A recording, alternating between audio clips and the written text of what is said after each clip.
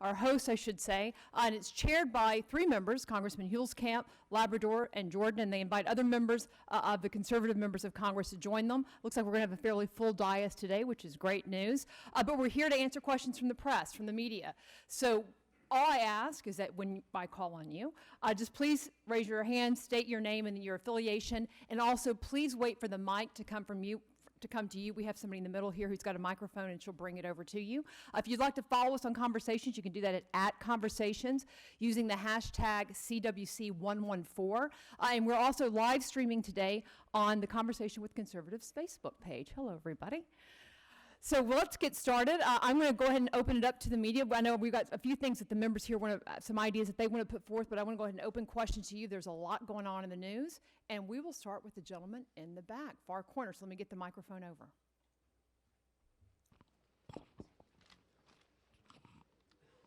Thank you.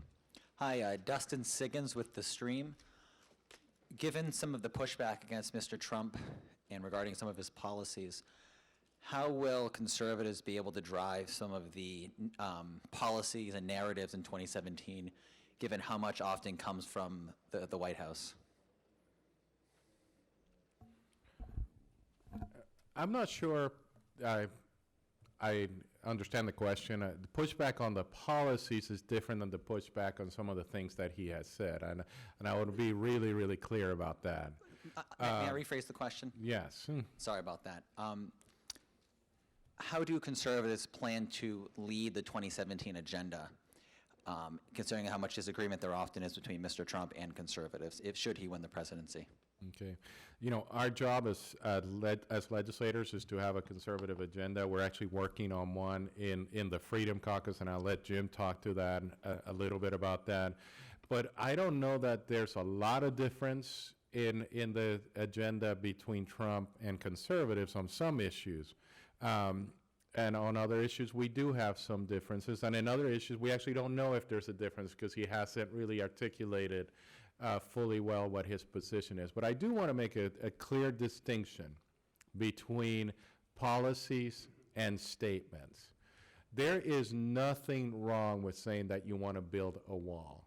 There is nothing wrong or racist about saying that you want an immigration system that works. There's nothing wrong with saying that we have let the American public down by allowing so many illegal, undocumented people in the United States.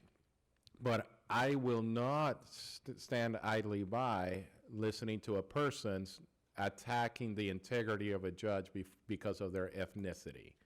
That is absolutely morally abhorrent. And I believe that he needs to take it back. And I believe that he needs to figure out how he can articulate his policy positions in a way that the American people understand clearly and effectively. Because I think some of his policy, he's actually going against the grain of the establishment of the Republican Party, and some of that is good. We seem to be making decisions here in Washington, D.C. based on what Wall Street and the Chamber of Commerce wants, and because I believe that the establishment here in Washington, D.C. is wrong on those issues. But what I find the most ironic about this is that we have Donald Trump because of the establishment here in Washington, D.C. They ignored the American people. They ignored our constituents for the last 6 years since we took the majority here in the House. And in fact, when there was a moment of truth, there was a moment where you had two choices between Donald Trump and Ted Cruz. Who did the establishment back? Donald Trump. So they would rather have a person who makes those kind of statements as their nominee than a solid conservative, because somehow they were offended that Ted Cruz at one point may have gone against them in Washington. And that tells you everything you need to know about the establishment. So if you want to thank somebody for Donald Trump, thank John Boehner and Mitch McConnell for Donald Trump. Would anyone else like to comment? I don't have any strong feelings about that. One thing I'd like to point out, Genevieve, in reference to the question is, I think on plenty of issues, it's very unclear what Donald Trump's thinks, what his official stands are, and I know there are quite a few conservatives and conservative groups that are trying to fill that vessel with some great ideas. As it stands now, we have a Democrat nominee and a Republican nominee that have the highest negatives probably ever in the history of presidential politics. And but I think for Republicans, it's personalities divide, but policies unite. And I think we've got an opportunity to define the policies. I appreciate actually what Paul Ryan is trying to do with the Gender Project, pull us together on some conservative policies, and I think we've articulated some of those. And I think Donald Trump, having no history in politics and certainly not in conservative politics, this is a chance not only to get ready for 2017, but if you want to win something, you got to show what you're going to do. And I think American people are hungry for that, and we certainly have seen that after 6 years in the House. Real quick, Genevieve, I agree with what Tim said there. What the speaker's moving forward with our agenda project, what we're trying to do with the Freedom Caucus is actually have specific pieces of legislation. We anticipate unveiling 5 pieces of legislation that we think are important, that address what the American people want us to address. The people who we believe feel like this town has forgotten them, and our job is to remember them, and not just remember them, but to fight for them. So we will be bringing those bills forward. Some of them you already know. First Amendment Defense Act, Raúl's piece of legislation, welfare reform bill that Mr. Meadows and Senator Lee and I have sponsored, and a host of others. All Well, right, we'll come I on may, up here. if I could Go ahead, sure. inject, I do think it's a good question. I may be the only one that was here when we were in the majority in Congress and we had a Republican in the White House, because we had some great things we wanted to move forward on, and I was surprised as a freshman how much we were affected by the agenda that President Bush had at the time. So it does have an effect. That's a legitimate question, but I think because this is not an election like we've ever seen in my lifetime, we're going to be able to have more say than we have in the past if we will stand up and say. But that's been a concern in the past. We just kind of limped along with whatever agenda anybody else had. And I think now you've got people that are actually pulling the wagon and pushing from the other side, and we've got a real chance to start achieving some of our agenda. On the other hand, if Hillary Clinton's president, I don't know yet if she'll keep making lots of money for her husband through the foundation. I'm not sure how that's going to work out, because apparently it works great. You know, she does projects for countries that pay big money to the foundation. Wow, may get even richer. But in the meantime, we've got things we're going to do here regardless of who the president is. Congresswoman Loomis, I want to give you an opportunity here. You have legislation that you're introducing that may play into this whole election cycle. Would you speak to that?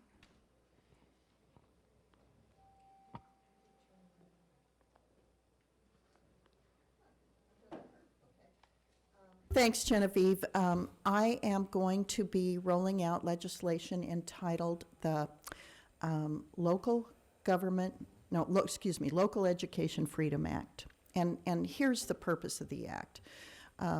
When President Obama announced his transgender policy towards K through 12 education, whether it was on airplanes flying to and from my state or in-state, a lot of parents just object to that kind of mandate coming on their schools and their children from the federal government.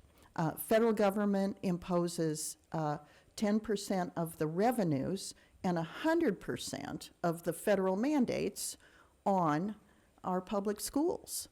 And if a public school chooses to accept federal funds, then they have to accept the mandates that go along with it.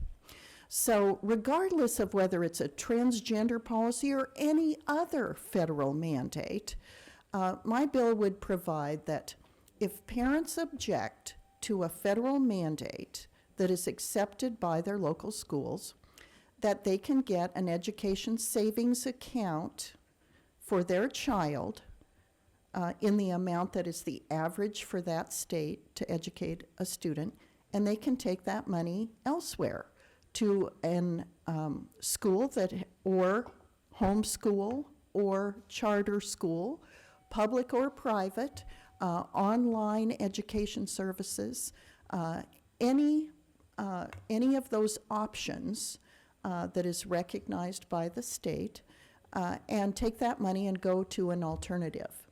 The point being that parents and their students who oppose any federal mandate, but specifically this bill was designed after the president's transgender announcement that applies to locker rooms and areas where student modesty is an issue, is sort of the reason that I'm sponsoring this bill. And being an election year, do you expect it to get much action in the House? I believe that there will be enough support for it that it could potentially come out of committee and potentially pass the House. Now, it would certainly not pass the Senate.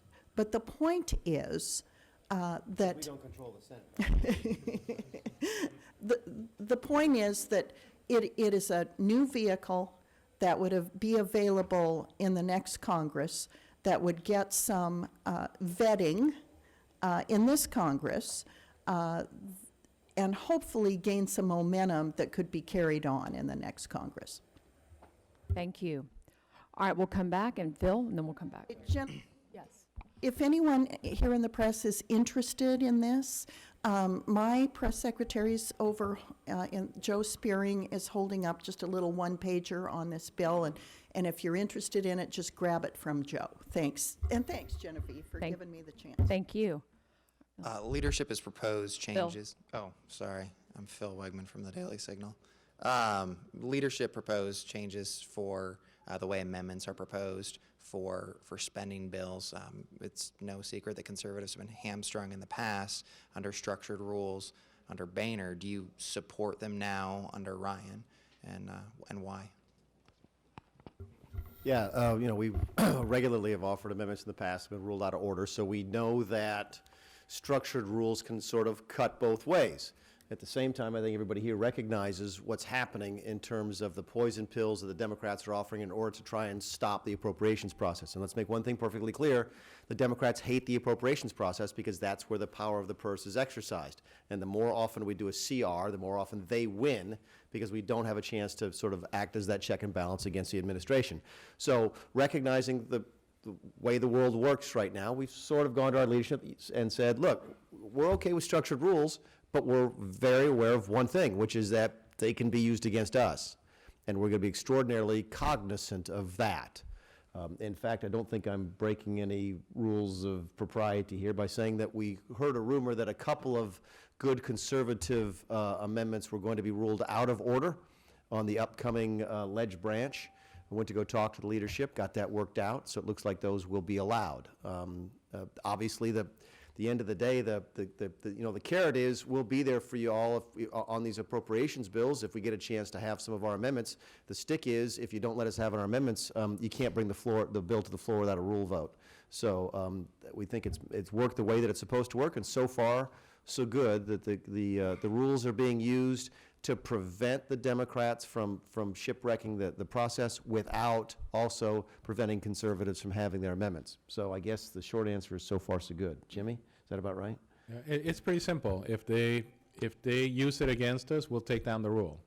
So, because they're not going to have the Democrats for the rule, and we're willing to take down the rule. If they use it to just make sure the process is working and they're avoiding just the kind of amendments that happened last week to just shipwreck the entire process, then we're going to be supportive of that. I will point out on a number of these appropriations bills, they have some very good conservative writers already on those bills, and so I think they've done a good job. But we do need to point out that there's a former member of the Appropriations Committee who explained that a little bit more. We do not have many conservative votes on the Appropriations Committee. And so oftentimes we are left on the House floor as our only alternative to get those on if they aren't put on in the committee, and oftentimes they're considered non-germane at that time, but the Rules Committee can actually rule these all in order and provide us some opportunities. But I will say, as a Republican, Republicans run the institution, and Republican amendments should be made in order, in my opinion. Neil McKay with Breitbart. Before I moved to Iraq, I went to Camp Shelby, Mississippi, and there are no Catholic priests at that chapel, and so they contract with a Catholic priest to say Mass on Sundays for those soldiers. It's my understanding, speaking to attorneys, that if Executive Order 13672, the INDA executive order, was actually enforced, those Catholic priests would no longer be able to be contractors. And the same goes for the Salvation Army and other organizations that literally do millions of dollars of social services and Indian reservations and inner city and whatnot. So it was stunning to me that 43 Republicans, including, 5 members of the steering committee, 2 committee chairmen, 2 congressmen running for Senate, and the chairman of the NRCC voted to potentially make it illegal for that Catholic chaplain to say Mass for those soldiers at Camp Shelby, along with all the other things. Sort of if somebody could just explain to me how 43 Republicans came to this decision to codify this executive order, and whether, are you guys tracking it? Are you involved in it? If you could just sort of help me understand. Well, you have to ask them why they voted for it. We obviously think it was the wrong vote, and underscores why it's so important that Mr. Labrador and Senator Lee's piece of legislation get passed, which actually seeks to protect one of our most cherished rights, our right to practice, your right to practice your faith the way you think the good Lord wants you to. It's why people got on a boat and came to this country. It's fundamental to America. So it's why we are pushing to get Mr. Labrador's bill passed out of committee and then onto the floor and passed. We think that's going to be one of, as I said earlier, that's one of the 5 key pieces of legislation that the Freedom Caucus is supporting, and I think it just underscores why that's so important. But why they voted, you have to ask them why they voted, which in a way I think is not consistent with the First Amendment. Well, and one of the things that I think we've got to do a better job of is making sure our own Republicans know what the actual data is. As Dr. Paul McHugh, the former head of psychiatry at Johns Hopkins, the first hospital in America to do sex change operations, has said, there is no biological science that supports the transgender agenda. There is no medical science. There is no science of any kind. That was what Dr. McHugh said. I've come to find out there is one science that supports the transgender agenda, and that's political science. But otherwise, when you look at the actual science, the most conclusive and thorough study ever done on sex change, on transgender, was done by an institute, Karolinska, I believe, Karolinska Institute in Sweden. They did a study for 30 years. They followed hundreds of people who had had sex change operations, and they concluded that those who had such operations were about 20 times more likely to commit suicide. Now, I would have thought that the Obama administration, since they have seemed to have such a tremendously grievous high rate of suicide among our veterans, would have decided we don't want veterans committing suicide at 20 times more the rate than they already are. But not so. Obama made sure his administration is going to start funding sex change operations.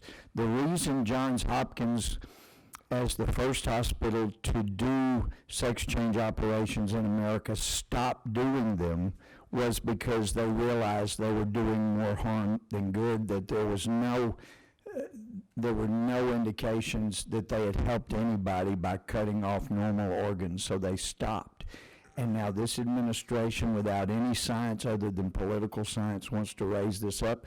These are the kind of things we've got to get out to our other Republicans so that they understand how serious this issue is. It's not just a political game. You're talking about real lives, real suffering, and, Dr. McHugh's article in the Wall Street Journal in May is very, very compelling. Thank you. One thing I want to point out Yeah, on, well, a couple of us want to talk on that one, so go ahead. Okay, go ahead. Thank you, Genevieve. I think it can be a slippery slope or a trap to just make this all about transgender. I understand the statistical data, 0.3%. To me, the larger argument is the gender fluid argument. If you actually read the mandate that came down from the president, specifically allows the students to override both the discretion of parents and teachers.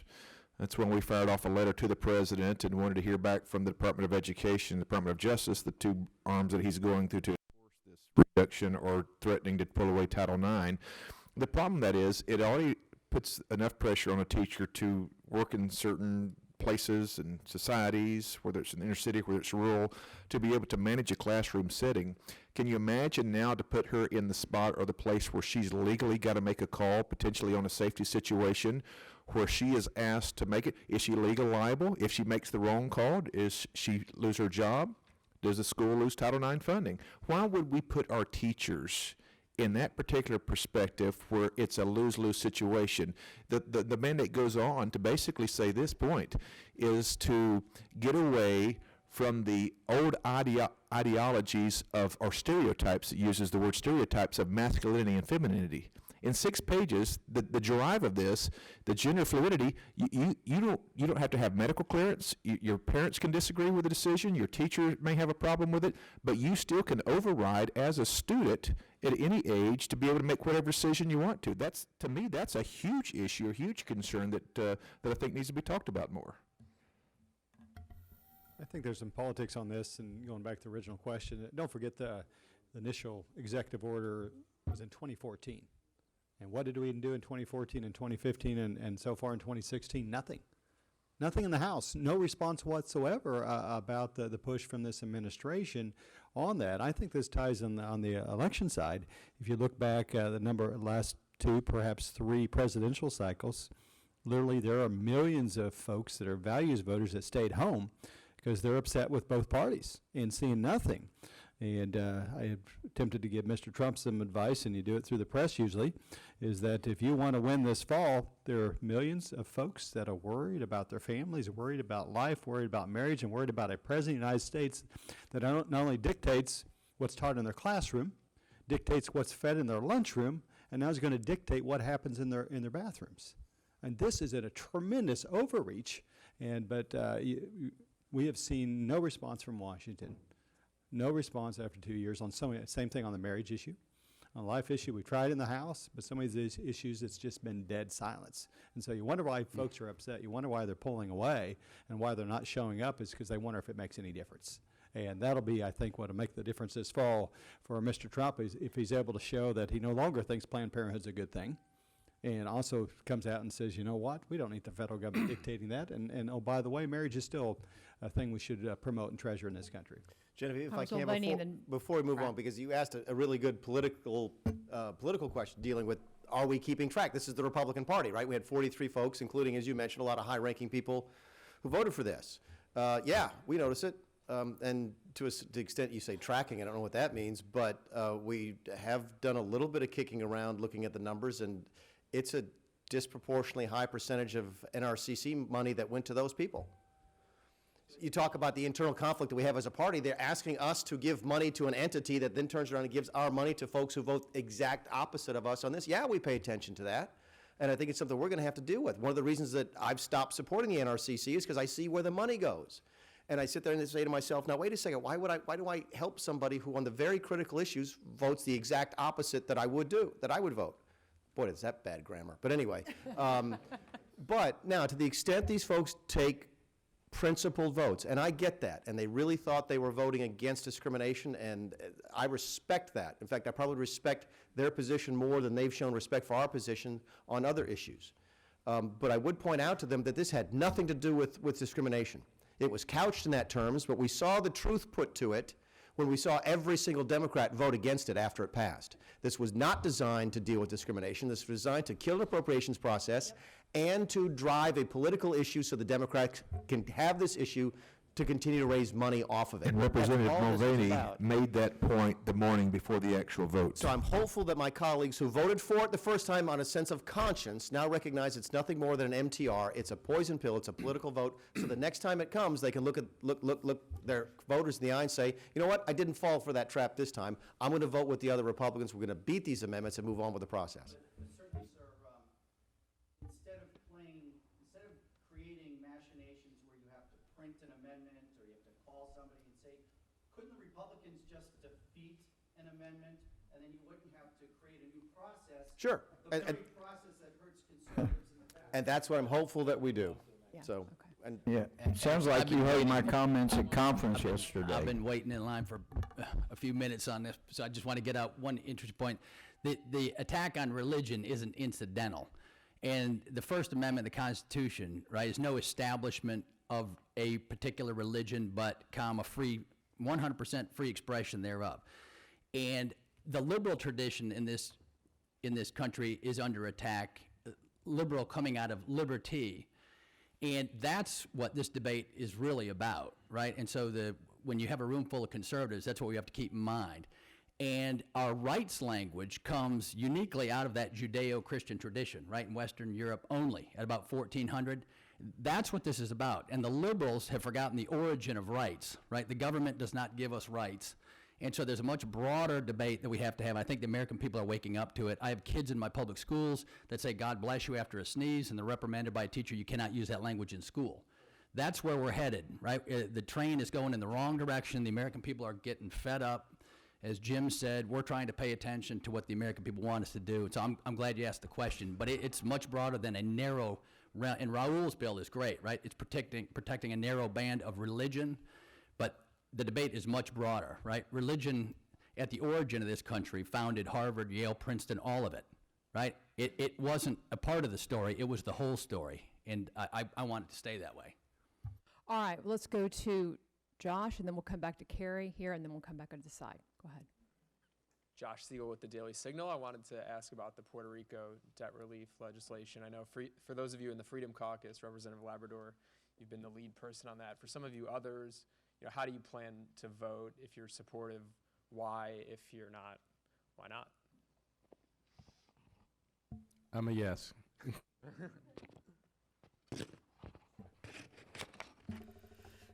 And I'm a yes, and I'm in the Freedom Caucus. Part of the reason is I was my state's treasurer. I bought and sold bonds all the time. I went and acquired copies of the bond documents that are being issued. And a number of the bonds that were issued were below investment grade bonds. The bond documents themselves disclosed the risk that the buyers of those bonds were taking by purchasing those bonds. They were purchased by large institutional investors that are governed by the prudent investor rule, who know that when you buy a bond at a discount at a high rate of return, you are buying that risk. And they bought those bonds knowing that they have to balance their portfolio among high risk, high return investments and low risk, low return investments from different jurisdictions and with different maturity dates. So they have a diversified asset allocation. That's part of what it means to be a large institutional investor. Those were who bought those bonds. All of the risks were thoroughly disclosed in those bonds. And so for now, some of these bondholders to come and say that all GO bonds should be treated alike is simply a misnomer. Yeah, I'm a no. There are good arguments by my colleagues, but one most important caveat, the people of Puerto Rico have to be in favor of this. If they're in favor of it, I'm in favor of it. A former governor is against it. The current governor is against it. The people are against it. We're going to do a control board with 5-year plans, channeling Stalin. Y'all with me on this, right? Free market, I know. If you've read Hayek, as our speaker has done, and you've read Mises, no control boards, and the United States Congress does never have the right to overrule the legislative body of another territory. Okay, actually, there's some breaking news, real quick, and then you can take this. Okay. The Supreme Court just came out with a decision, I think it was about an hour ago. In a 6-2 decision from the Supreme Court today, the decision basically concerns Puerto Rico, compares Puerto Rico to a city, and it says that the federal government has sovereign power over Puerto Rico. And here's the line from the Supreme Court, and I don't have the name of the case right now. The future is not what matters, and there is no getting away from the past, but because the ultimate source of Puerto Rico's power is the federal government, because when we trace that authority all the way back, we arrive at the doorstep of the U.S. Capitol. If Puerto Rico, I was born and raised in Puerto Rico, if they want to be a sovereign state, they can be. They have that choice. They have not chosen to do that, in my opinion, until now. So we have the responsibility, and the Supreme Court, just in a 6-2 decision just today, actually affirmed that responsibility that we have. Sorry, Mick. No, that's fine. It's an excellent piece of information. I may end up voting the same way as Mr. Bratt. I think he's wrong on just about everything he just said. We have the absolute constitutional authority to shut down this legislature. In fact, it's one of the few things we actually have in the Constitution is the right to manage the territories. We do it, by the way. I think most of us are co-sponsors of Mark Meadows' bill that does something very similar to the District of Columbia. We have the right to do this. So I firmly disagree with Mr. Bratt, even though I may end up voting for him. I want to voting with him on this, speak very briefly to the press on this. You're doing everybody a disservice if you call it a bailout. I don't care if you're for it or against it. It's not a bailout. And that is a cheap and intellectually dishonest way to deal with the bill. There are good reasons to be for the bill. There are good reasons to be against the bill. But this is not a bailout in the sense that you want people who use that word want people to think. It's not a check that we're writing to anybody. It may change the law to certain people's advantage and other people's disadvantage. I get that. But I certainly hope I don't see people saying, I voted against it because it was a bailout, or from the press, Congress approves of Puerto Rican bailout. I hope that we take it to a higher level intellectually and be honest on both sides of the argument. Congressman Did Goldman. you have a response first? I need to respond. The last part there, I agree with what he said, but everything before that, I totally disagree with everything Mick said. That's correct. The Supreme Court, this will be the first time in argument, right, that the Supreme Court comes down 6-2 and a bunch of conservatives are in agreement with our Supreme Court. So the Supreme Court isn't necessarily the supreme arbiter of truth these days either. Whoop, now hang on, I did not right. I don't think conservatives want to go down the track of running control boards and overriding the legislature of what I hope would be, I wish we would have had a bill that made them a sovereign people and a free people. And so that's it. And I look forward to reading the Supreme Court. As far as the Puerto Rico bill, there were very, very significant problems. Raúl Labrador is to be applauded. He has been the leading advocate to make some very, very important changes to the bill. But the reason that I have problem in voting for it is when you look at the underlying problems in Puerto Rico, well, first you see, of course, they're a territory, and consistent with what Ben Franklin said, taxation without representation is tyranny. No territory of the United States pays federal income tax. You don't have to because you don't get to have a full voting representative. We ought to be fair and do the same thing for the District of Columbia. But in the meantime, all of Puerto Rico's tax, they could have an income tax like some states, most states, or a sales tax like Texas and Tennessee and others. They have a sales tax, between 6 and 7% from what I read, and they also have an income tax, 33% flat tax, and they have a 39% corporate tax, and over 30% or so work for the government. These are underlying problems, and it's possible the board could address these issues, especially the way that Raúl has helped reform the board and I'm grateful he has.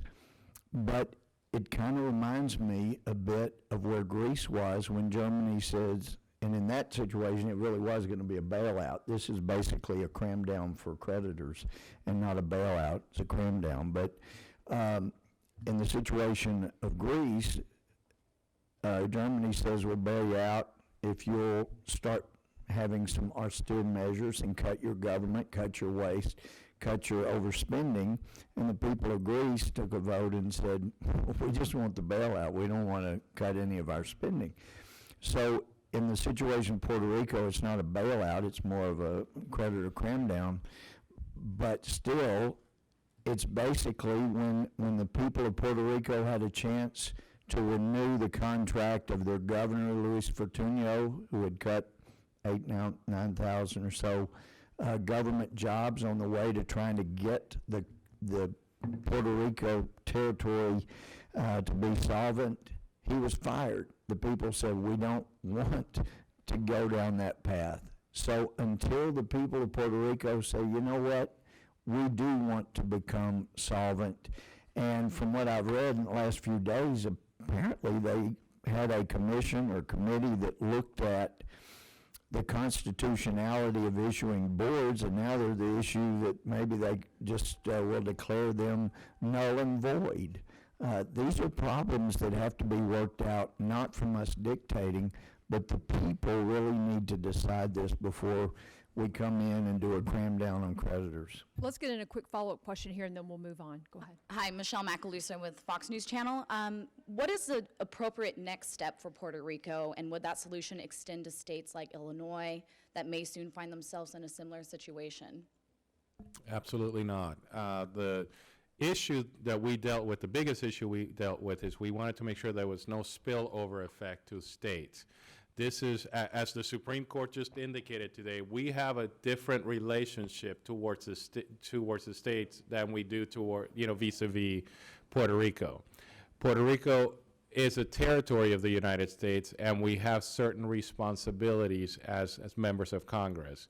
We don't have those responsibilities towards the states. The states need to take care of their own financial situation, and that's why we made sure that the way the bill was drafted, it only applies to the territories of the United States. We don't want this to have a spillover effect to the states, California, Illinois, and any other state that wants to make financial mismanagement decisions. They need to take care of themselves, and we don't want to bail them out. What I fear, actually, is that because of the responsibility that we have, if this bill does not pass, then the next step will be a call for a bailout of Puerto Rico. And then that bailout will then lead to calls for bailouts of Illinois and California and all these other usually Democratic-run states that are doing so poorly in the United States. So not only is this bill not a bailout, I believe this bill is preventing a bailout and preventing a bigger cry for a bailout to these states that are mismanaging their finances. Well, I agree that this is not a bailout, but my concern with all of this is that look at the broader picture, and I appreciate Raúl's work on this because he's done a lot of work for the conservative voices that are understanding of the situation and trying to help. But I think what it does do in the broader context is that this is the beginning of the end. Puerto Rico's condition economically is better than the United States federal government's is.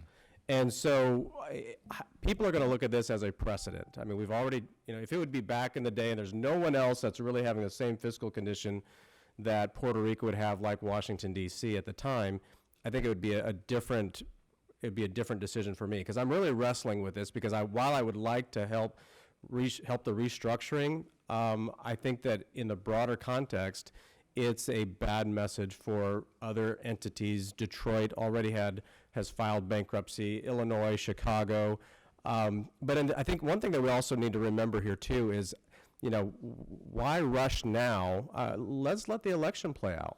And, maybe a President Trump, if he were elected, has a different viewpoint on this because we know what Obama's viewpoint is it's just to bail them out. And while that may seem risky, I'm willing to take the risk and to wait until we have a president, hopefully like Trump, would want to come in and make a broader, make broader policy changes here for Puerto Rico, but also to send a message to the rest of the states that you don't look to the federal government to bail you out in your mismanagement of your own entity, whether it's city, state, and because this is only going to continue if we go down this path. Puerto Rico it's a unique situation, but I think in the broader context, the American people are going to see it for what it appears to be. Just to make one point clear, though, the difference between Puerto Rico and Illinois, also in those states that you're mentioning, is that they have Chapter 9. They have the ability to restructure at the local level there. The cities, correct. The cities do. The states don't. But the cities, if Chicago's in trouble, if LA's in trouble, they're going to be able to restructure their debt. Puerto Rico doesn't have, and none of the cities in Puerto Rico have that ability to do that. Yes, Carrie Pickett, the Daily Caller. Just a quick change of gears. The regulation coming from the Housing Urban Development affirmatively furthering fair housing rule, this is going into effect in October. And essentially, we're looking at a number of counties, localities, cities who will be dealing with the number of Section 8 housing going into middle income, upper middle income communities. Right now, we already saw Mike Lee's amendment to defund this regulation blocked in the upper chamber. How is the House dealing with it right now? Sorry, I'm not familiar with that issue. I just wonder if anybody here is familiar with that issue. I apologize. We can follow up. That's a first.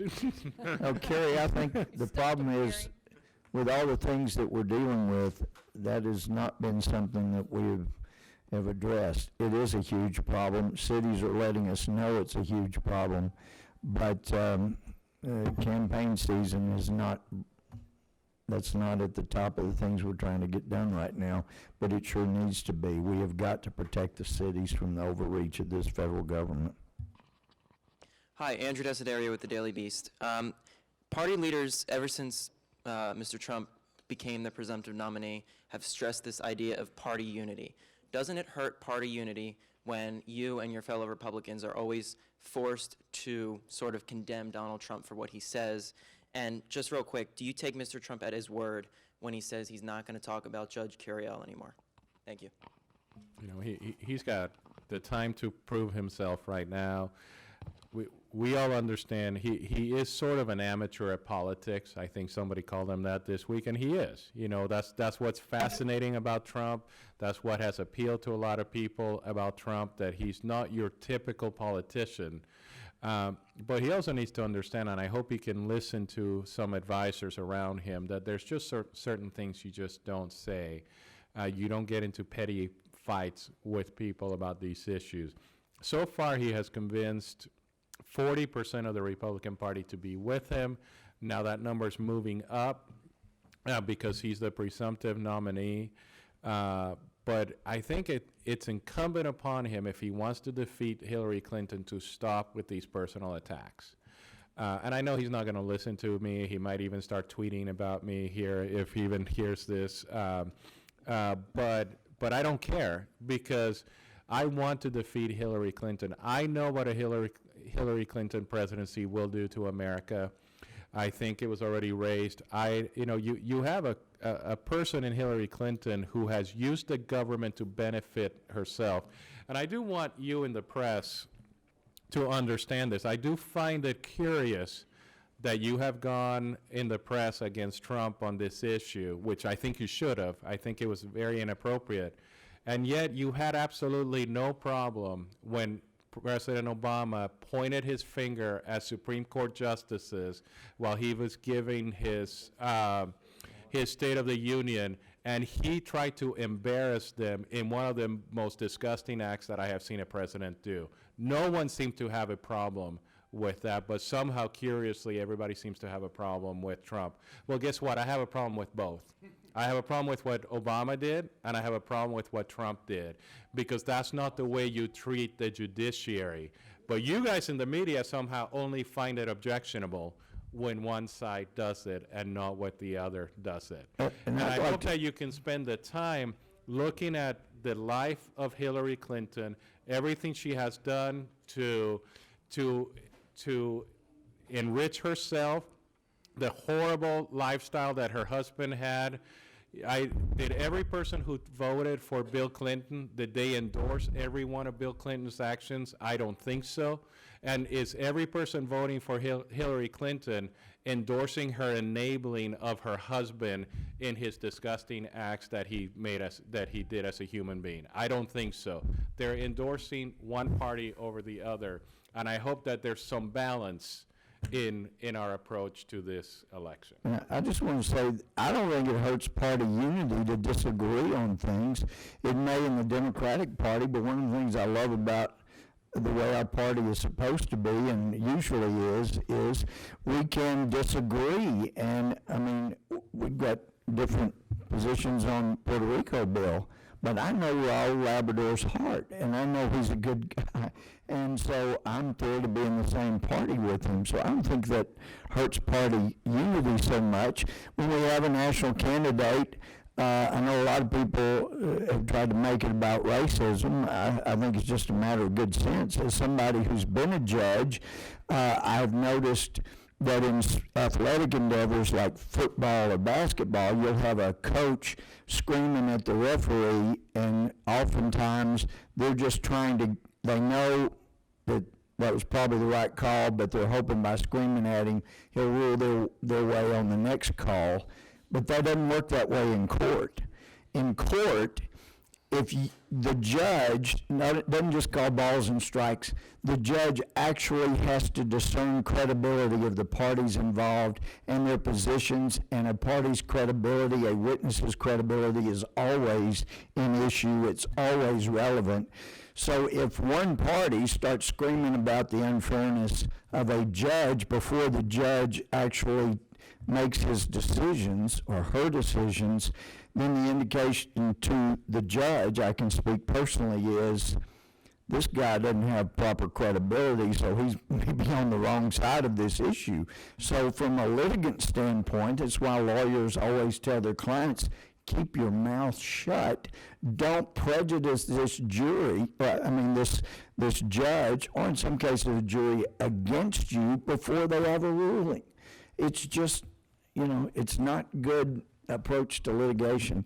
And by the way, on the issue of former Secretary Clinton, it's clear they made millions and millions of dollars through the foundation, and it appears that people were rewarded by official acts.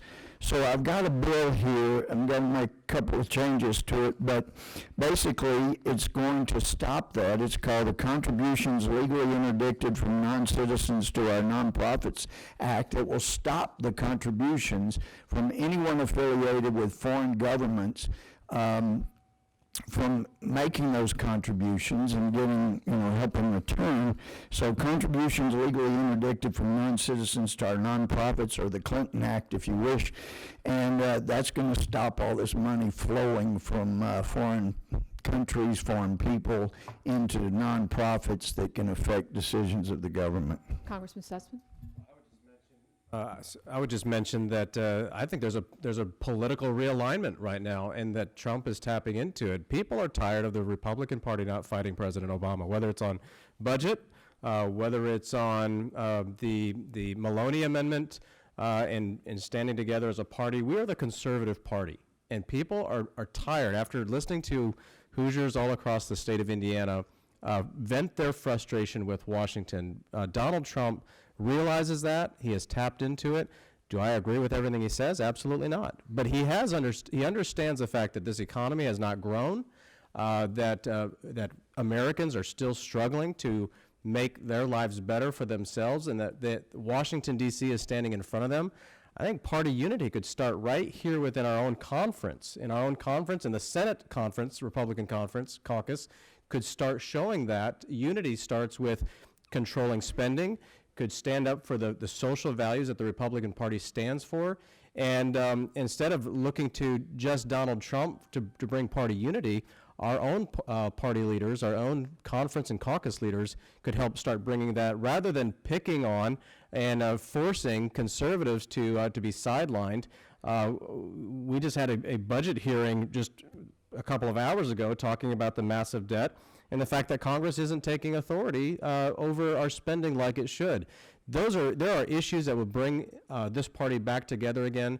Unfortunately, there are distractions that we get bogged down in, but our own party leadership here in Congress could help that party unity rather than quickly ditching our nominee. Is he a perfect person? Absolutely not. But you never see Democrats, they circle the bandwagons and support their candidates no matter who they are, and the Republican Party does not do that. All right, we'll get one final question up here in the front. Hi, I'm Betsy Klein with CNN. I'm just wondering if you believe that Donald Trump is a true conservative, and can I ask you to weigh in on Hugh Hewitt's assertion that the Republican Party should stop Trump at the convention?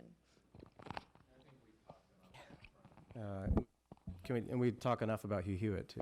Yeah. Okay, we'll take one final question. Right here in the middle. I would love to have Newt Gingrich broker a deal between Paul Ryan and Trump on just this issue and put down 10 promises to the American people, and I'm just speaking for myself here, right? A new contract with America that are conservative. We have a big, bold vision going out there, but no promises for legislation coming up this year. Under our own leadership, we have a $535 billion deficit. So we can make some promises to the American people on corporate tax rate reductions that would have a stimulative effect on business immediately, just on their announcement. And so I think the question is right. Let's not keep it speculative, and let's not keep it about drama and personalities. Let's have someone broker a deal on paper where both Ryan and Trump put down 10 promises, hopefully unified, right, where we can unify our party along those lines. And I'd love to see that happen, and that would put an end to all the drama. Well, if I could just mention, Hugh Hewitt attacks the Freedom Caucus. And so, again, we're talking about party unity. It seems like it goes one way. I'm not attacking Hugh Hewitt, but if he's going to attack the Freedom Caucus and other conservatives in the Republican conference, it's a two-way street here. So I think that, the question is, we don't need to talk about it further, but there's other part of our party that needs to realize that they're really throwing darts one direction, and we're willing to work together to fix the country's problems rather than attack other people in our own party. All right, final question. I'm Joe Perticone with Independent Journal Review.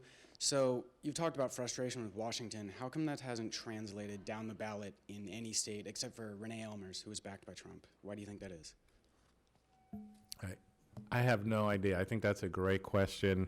I do think a lot of it is the oxygen has just been at the top and hasn't really gone down ballot. I mean, I have my good friend Marlon, who in a state that voted overwhelmingly for Trump because he was the outsider, actually voted against him, who was the outsider running for the Senate. I don't really understand it. I have not been able to really articulate why, and I don't think you can even go to that one race and say, there were a lot of other factors in that one race with Renee Elmers that led to her defeat. So maybe somebody here has a better answer, but I for the life of me, have not been able to figure out what's happening. And I think the only thing I can understand is that all the attention is going to the top of the ticket.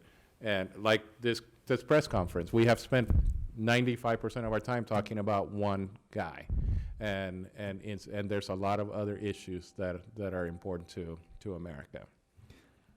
Well, Right, were you thank you all. talking about just federal races or down ballot, state and local? Oh, the House and Senate, yeah. Well, I don't know. I was shocked to be in Marlin State, and knowing Marlin so well, hear so many ads painting him as being the establishment guy when he was just the opposite. So it's possible that the advertising led people to believe that the guy that was the outsider was actually the insider, because clearly Marlin ain't no insider.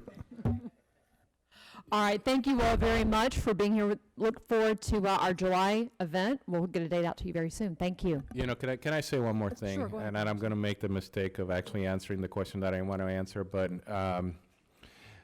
I would find it more telling if people like Hugh Hewitt and others were actually saying, let's get behind Ted Cruz, who was the second person who came second, instead of Trump at the convention. If that's what they were saying, then I think some of us would say, hey, maybe we can do this because they're actually getting behind a conservative. No, what they want is the guy who got the least votes, Jeb Bush, or the guy who lost the last election, or the guy who went all the way to the end but couldn't get any vote but his own state to vote for him. They want the establishment candidate to go to the convention and defeat Trump. If they actually had a plan to get Rand Paul or to get Michael Lee or to get Ted Cruz to the top of the ticket, some of us might actually get behind that. But that's not their intent. Their intent is to have their preferred establishment candidate because they don't want to listen to the 70% of the American people that rejected them in this last election. 70% of the Republican Party rejected the establishment of Washington, and they continue to push the establishment candidate as their response to Trump. And that's why we lost. That's why Trump is the nominee. Thank you, sir. Thank you all.